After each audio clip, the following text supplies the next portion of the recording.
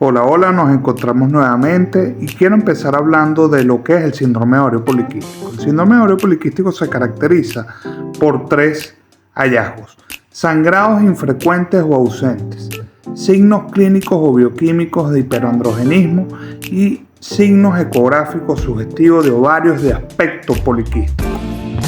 Y quiero hacer hincapié en una parte importante que es el ovario de aspecto poliquístico en la ecografía, donde vamos a ver más de 12 folículos, más de 12 círculos negros, y así como también el volumen total de ese ovario va a ser mayor a 10 cc.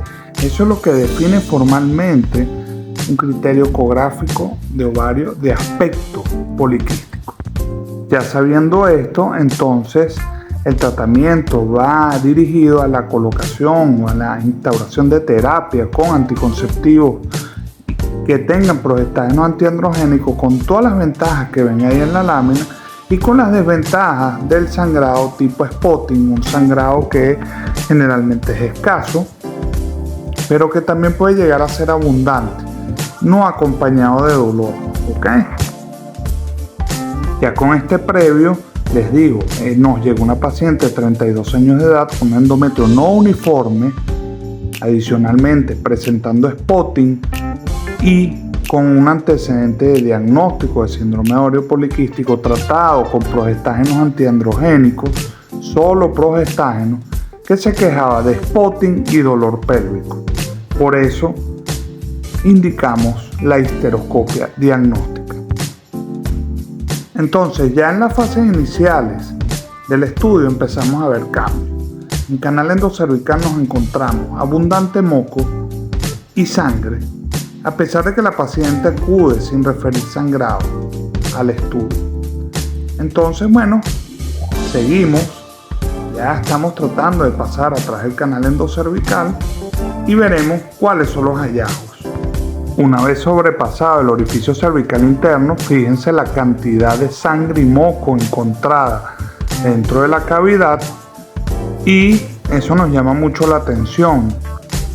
Ahora estamos tratando de dejar que el equipo irrigue la cavidad para ir lavando poco a poco dicho contenido y empezar a observar las estructuras que se deben evaluar durante una histeroscopia diagnóstica.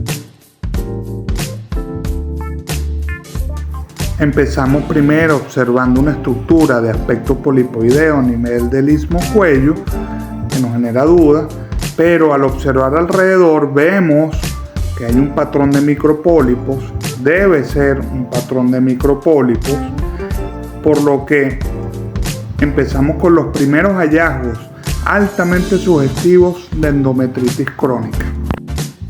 Otra cosa que nos debe llamar la atención, fíjense que no hemos pasado formalmente muy adentro de la cavidad endometrial, pero fíjense la cantidad de detritus que hay, eso sugiere patrón de endometritis crónica, así como también ese endometrio deshilachado que vemos ahí, ese endometrio con petequias, deshilachado, desordenado, es muy sugestivo de endometritis crónica. En cara posterior observamos patrones petequiales y hemorrágicos en ese endometrio que no son normales, no son patrones normales, son patrones inducidos por endometritis crónica. A pesar de la opacidad, llegamos a ver el ostium derecho. Ahora tratamos de ver o visualizar el ostium izquierdo. Fíjense cómo está el fondo uterino y la cara anterior. Tenemos ese patrón petequial distribuido de manera difusa. Vemos muchos más signos de endometritis crónica, por lo que, como les venía comentando, a pesar de que los progestágenos solos nos pueden dar spotting, el síntoma de un sangrado uterino anormal acompañado de dismenorrea y adicionalmente acompañado de un endometrio que es no uniforme, muy sugestivo de una patología endometrial, debemos estudiar. Fíjense esa lesión finalmente la catalogamos nosotros como un patrón de micropólipos y estamos tratando de lavar la cavidad para poder seguir observando y poder seguir descartando enfermedad adicional. Fíjense todas esas zonas de hemorragia en parches y de endometrio de forma desordenada que está como deshilachado y que nos sugiere, como les venía diciendo, altamente sospechoso de una endometritis crónica.